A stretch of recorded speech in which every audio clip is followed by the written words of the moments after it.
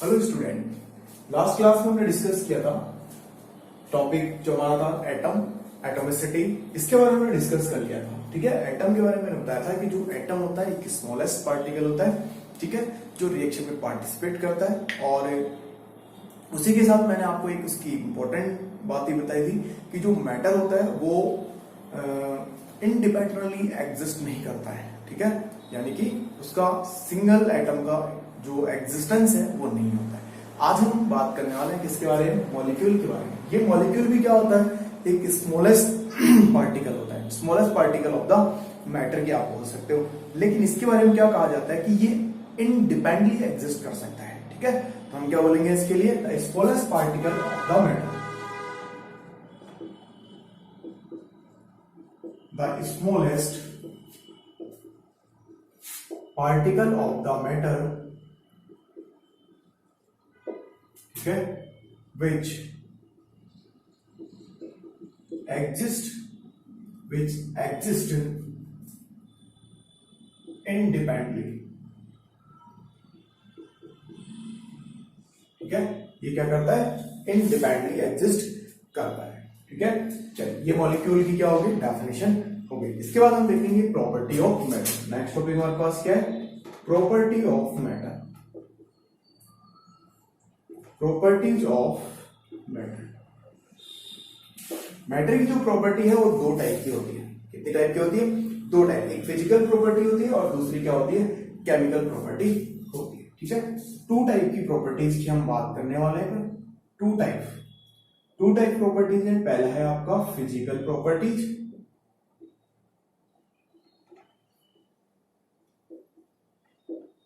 और second type का हम डिस्कस करेंगे यहीं पे chemical properties.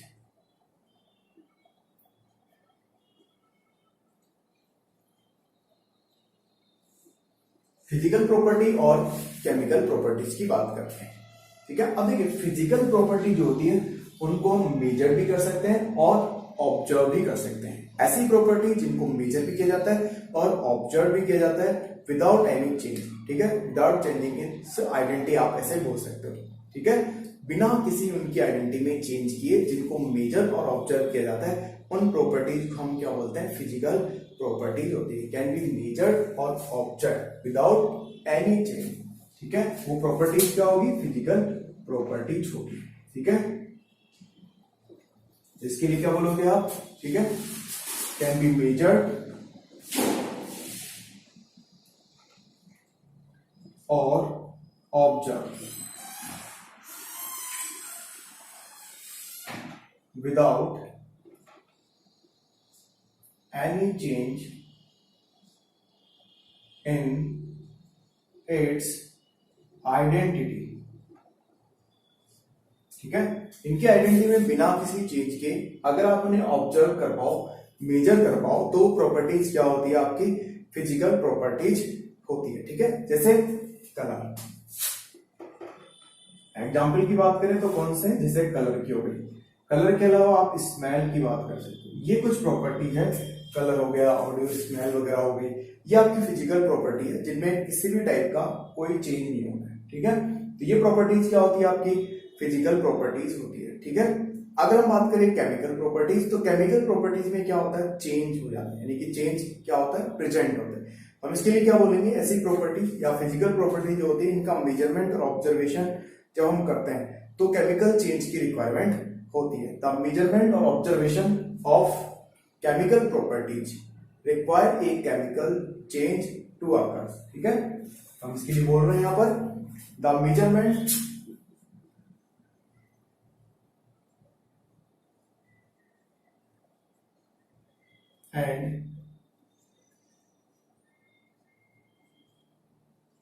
and observation, measurement and observation of a chemical reaction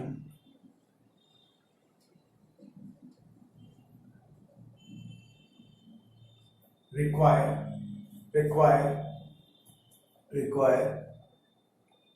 या केमिकल प्रॉपर्टी बोलो, chemical properties require chemical change to occur। ठीक है।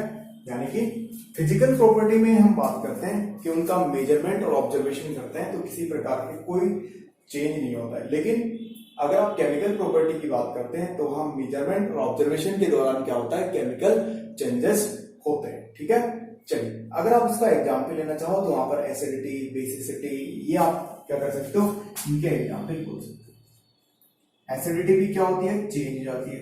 बेसिसिटी भी क्या होती है, चेंज हो जाती है। ये किसके एग्जाम्पल हो गए आपके, फिजिकल केमिकल प्रॉपर्टी के एग्जाम्पल हो गए। स्क्रीनशॉट लो इसका।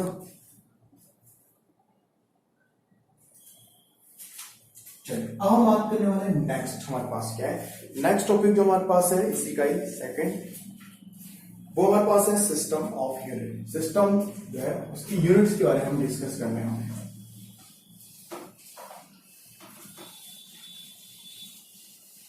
सिस्टम ऑफ यूनिट,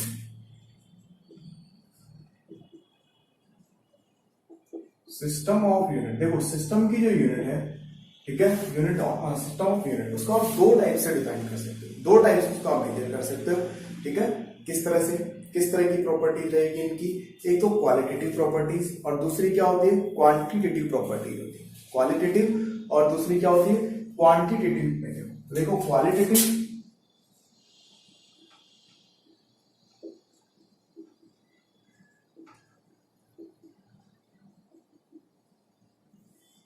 पहले यहां पर क्वालिटेटिव है और दूसरा आप इसको मेजर कर सकते हो क्वांटिटेटिव।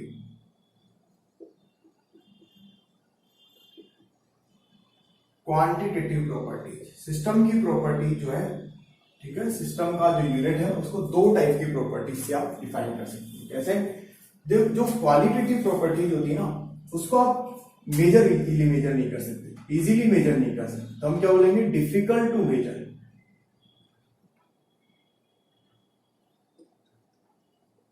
डिफिकल्ट टू मेजर, ऐसी प्रॉपर्टी जिनका मेजरमेंट क्या होता है, डिफिकल्ट होता है, उनको हम क्या बोलते हैं, क्वालिटेटिव प्रॉपर्टीज बोलते हैं।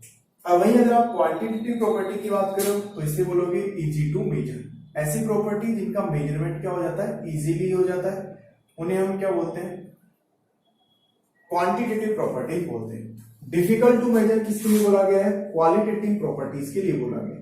कौन कौन से इसके एग्जाम्पल्स होते हैं उनकी बात करते हैं। जैसे ऑडियो हो गया, ऑडियो को आप इजीली मेजर नहीं कर पाते। वही आपको मैलिएबिलिटी हो गई, ये सभी मैलिएबिलिटी हो गई। डक्टिलिटी बोल सकते हो आप इसको, ये प्रॉपर्टीज किसकी होती है, मेटल की प्रॉपर्टीज है। लुस्टर, ठीक है, ये प्रॉपर्टीज कौन सी होती है आपकी, क्वालिटेटिव प्रॉपर्टीज होती है, जिनका मेजरमेंट क्या होता है, डिफिकल्ट होता है। वहीं अगर आप क्वालिटेटिव के बाद क्वांटिटेटिव की बात करो तो क्वांटिटेटिव में हम बात करते हैं जिनका मेजरमेंट इजीली हो जाता है। जैसे लेंथ इजीली आप मेजर कर सकते हो, वॉल्यूम, वॉल्यूम को भी आप इजीली मेजर कर सकते हो, डेंसिटी भी ले सकते हो आप, हाइट ले सकते हो, इन सब का मेजरमेंट क्या होता है, इजीली हो जाता है। तो qualitative property difficult to measure, जिनका मेजरमेंट इजीली नहीं होगा, और क्वांटिटेटिव जिनका मेजरमेंट इजीली हो जाता है उनको क्वांटिटेटिव बोलते हैं। लेंथ इजीली मेजर हो जाएगी, डक्टिलिटी इजीली मेजर नहीं होगी। लुस्टर का मीनिंग यहाँ पर क्या है, जो वहां पर अपन बोलते हैं ल्यूमिनिसेंस से है, चमकीला है ना, कितना इजीली लुस्टर होगा। कॉपी करो इसको, स्क्रीनशॉट लो। ओके, नेक्स्ट जो हमारे पास है, अब हम पढ़ेंगे 7 सिस्टम यूनिट्स वाला, उसके बारे में हम डिस्कस करने वाले हैं। चलिए नेक्स्ट टॉपिक जो हमारे पास है वो है the international system of unit. The international system of unit, यानी कि ऐसा यूनिट, इसके बारे में बात करें। ठीक है, देखिए यूनिट्स, हर देश की यूनिट्स अलग अलग डिफाइन की जाती थी पहले। ठीक है, इसीलिए यूनिट्स को, या बोल दीजिए जैसे हम बात करते हैं रुपए के बारे में बात करते हैं, ठीक है, पैसों के बारे में बात करते हैं, जैसे इंडिया में रुपया पैसा बोला जाता है, जैसे कहीं अमेरिका वगैरह में $1 बोला जाता है। ठीक है, इस तरह से क्या होता है, हर जगह अलग यूनिट्स काम में ली जाती थी।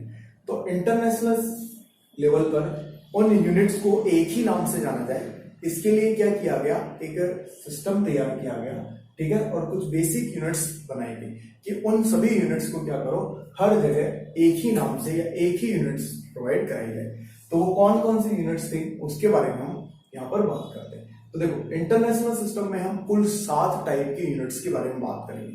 मोस्टली जो यूज मिलेगी 7 टाइप की यूनिट्स है। उन यूनिट्स के सिंबल क्या है और उन यूनिट्स का उनका या फिर उन क्या बोल दीजिए उन क्वांटिटीज का यूनिट क्या होगा और उन यूनिट का सिंबल क्या होगा, उनकी बात करें। कितनी क्वांटिटी, 7 क्वांटिटीज का यूज किया गया और सातों क्वांटिटीज के लिए 7 यूनिट्स डिस्कवर की गई। देखो क्या है, एक चार्ट बनेगा, base physical quantity, physical quantity. अब symbol of quantity, symbol of quantity, name of SI unit, उसकी SI यूनिट क्या होगी, symbol of SI unit, symbol for SI unit, जो SI यूनिट है उसके लिए सिंबल क्या होगा। तो देखिए कौन कौन सी वो 7 क्वांटिटीज थी, उसमें सबसे पहले हम बात करेंगे लेंथ की, फिर अपन देखेंगे मास, ठीक है, उसके बाद अपन देखेंगे टाइम, टेम्परेचर, टेम्परेचर के बाद हम बात करेंगे इलेक्ट्रिक करंट, और इलेक्ट्रिक करंट के बाद amount of substance, amount of substance, और लास्ट में हम देखेंगे ल्यूमिनेसेंस या फिर ल्यूमिनस इंटेंसिटी। ये हमारे पास 7 यूनिट्स हो गए, कितने, सॉरी 7 क्वांटिटीज हो गई,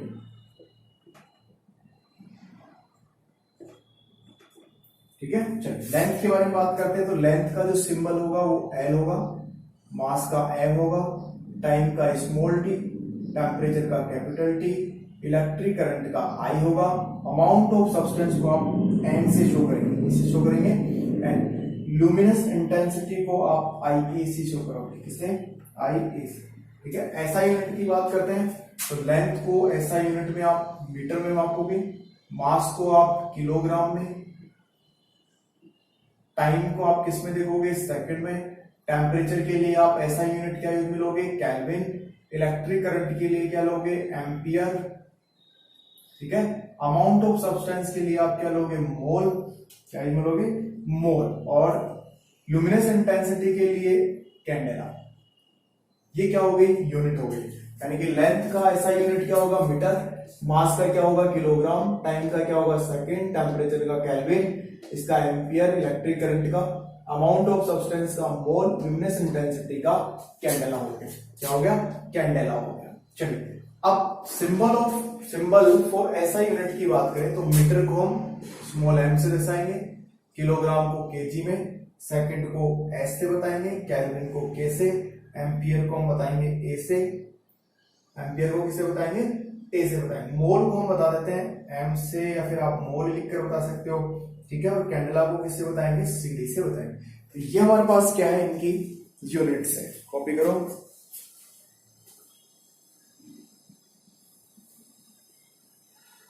ओके, ठीक है। 7 SI यूनिट्स आपको पता होने चाहिए, 7 क्वांटिटी की 7 SI यूनिट्स, ठीक है, तो इंटरनेशनल सिस्टम के द्वारा प्रोवाइड की गई थी। अब हम आगे बात करते हैं यहाँ से टेम्परेचर। देखो टेम्परेचर के बारे में हम बात करें, टॉपिक, चलो इससे पहले मैं आपको मास और वेट में डिफरेंस बताता हूँ, ठीक है। टेम्परेचर के बारे में बाद में देखेंगे, सबसे पहले हम मास और वेट में डिफरेंस देखते हैं। ये हमारे सिलेबस में टॉपिक भी है मास, और दूसरा हम देखेंगे वेट। मास और वेट क्या होता है, सुनने में तो दोनों एक जैसे ही लगते हैं, मास और वेट, ठीक है, लेकिन दोनों में डिफरेंस है। मास एक कांस्टेंट वैल्यू होती है, और वही वेट जो होता है वो कांस्टेंट वैल्यू नहीं होती है, वेरिएबल वैल्यू होती है, क्योंकि वेट पर क्या होता है, ग्रेविटेशनल फोर्स अप्लाई होता है।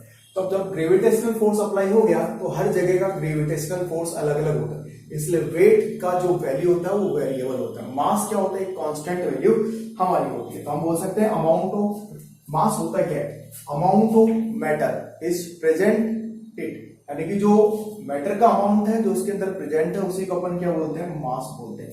ठीक है, तो इसके लिए डेफिनेशन अपन बोल सकते हैं amount of matter,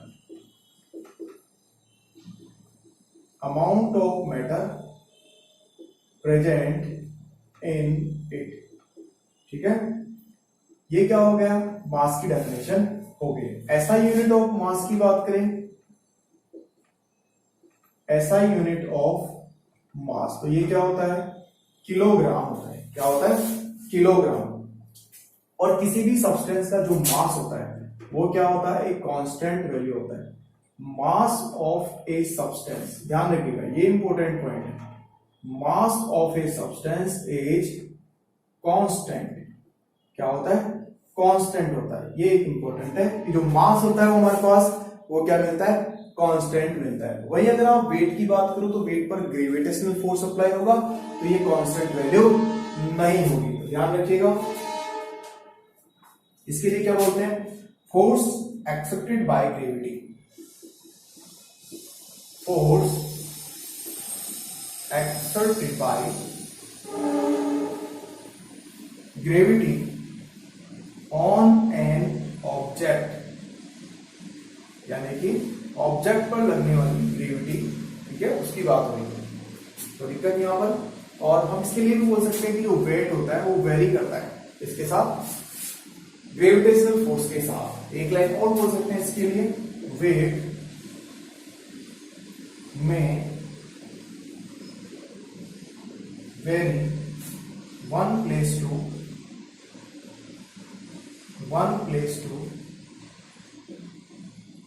another place, one place to another place due to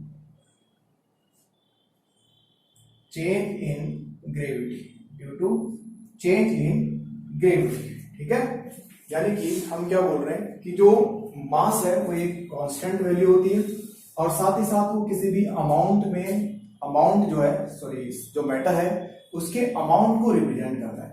और वही जो वेट होता है ना, वेट ये जो वेट होता है उस पर ग्रेविटेशनल फोर्स अप्लाई होता है, यानी कि मास और वेट दोनों में क्या होता है, डिफरेंस होता है।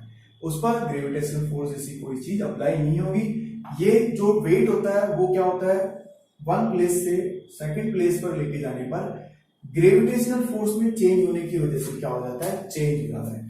ठीक है, अगर आप इसका यूनिट की बात करो, ऐसा यूनिट क्या होगी, ऐसा यूनिट तो होती है न्यूटन। क्या होती है, न्यूटन इसकी क्या होती है, ऐसा यूनिट होती है। दोनों में डिफरेंस हो गया, कॉपी करो, स्क्रीनशॉट लो इसका। ओके, अब हम बात करते हैं वॉल्यूम, टेम्परेचर की बात करते हैं इसकी। टेम्परेचर देखिए, टेम्परेचर अगर हम देखें तो टेम्परेचर को हम 3 स्केल्स के रूप में हम क्या करते हैं, उसका मेजरमेंट करते हैं। यानी कि टेम्परेचर के लिए हम मोस्टली 3 टाइप की यूनिट्स हम यूज में लेते हैं और तीनों टाइप की जो यूनिट्स होती है, ठीक है, उसी के अकॉर्डिंग हम क्या करने वाले हैं, टेम्परेचर का मेजरमेंट करने वाले हैं। ठीक है, तो सबसे पहले तो हम बात करते हैं टेम्परेचर की एसआई यूनिट की। टेम्परेचर या एसआई यूनिट ऑफ टेम्परेचर,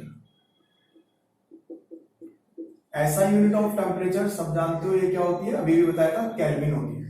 क्या होती है, केल्विन। और केल्विन को अपन किस तरह से रिप्रेजेंट करते हैं, के से रिप्रेजेंट करते हैं। ऐसा यूनिट केल्विन होगी। ठीक है, और देखिए जो केल्विन होता है ना, केल्विन इसका वैल्यू जो होता है वो 273 केल्विन से 373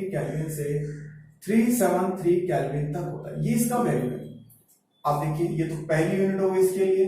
सेकेंड यूनिट जो होती है वो क्या होती है, इसकी डिग्री सेल्सियस होती है। क्या होती है, डिग्री सेल्सियस। जैसे आप इस तरह से दिखाते हो, सी के ऊपर डिग्री लगाकर, डिग्री सेल्सियस। और डिग्री सेल्सियस का वैल्यू 0 डिग्री सेंटीग्रेड से लेके 100 डिग्री सेंटीग्रेड तक होता है। कितने से, 0 डिग्री सेंटीग्रेड से लेके 100 डिग्री सेंटीग्रेड तक क्या होता है, इसका वैल्यू पाया जाता है। इसके बाद हम सी इसकी यूनिट देखते हैं, फ़ारेनहाइट। जिससे होती है फ़ारेनहाइट होती है। या फिर आप उसको डिग्री फ़ारेनहाइट भी बोल सकते हो।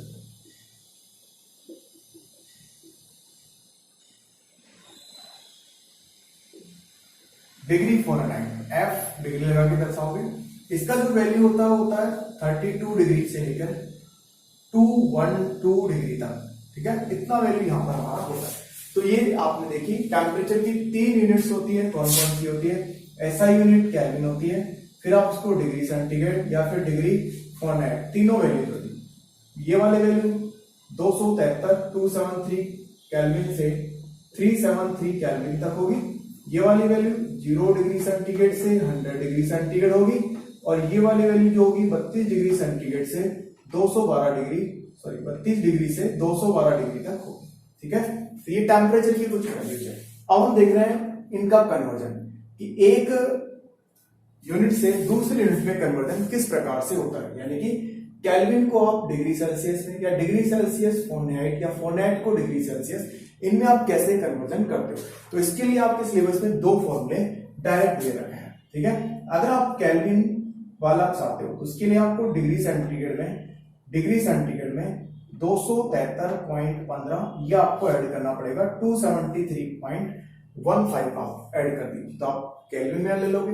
अगर आपको केल्विन दे रहा है तो आप डिग्री सेंटीग्रेड भी आप यहां से फाइंड आउट कर सकते हो। अगर आपके पास फ़ारेनहाइट, डिग्री फ़ारेनहाइट आपको फाइंड आउट करना है तो उसके लिए आप ये फॉर्मूला करें, 9/5 डिग्री सेंटीग्रेड प्लस 32। इस वाले फॉर्मूले से आप क्या कर सकते हो, डिग्री फ़ारेनहाइट भी आप आइडेंटिफाई कर सकते हो, ठीक है। तो ये थे अपने क्या टेम्परेचर की यूनिट्स और उसका कन्वर्जन। स्क्रीनशॉट लो। ओके, अब हम नेक्स्ट क्लास में बात करेंगे यूनिट के कुछ प्रीफिक्स यूज में लेते हैं हम, ठीक है, उन प्रीफिक्स के बारे में। आज की क्लास के लिए इतना ही, थैंक यू।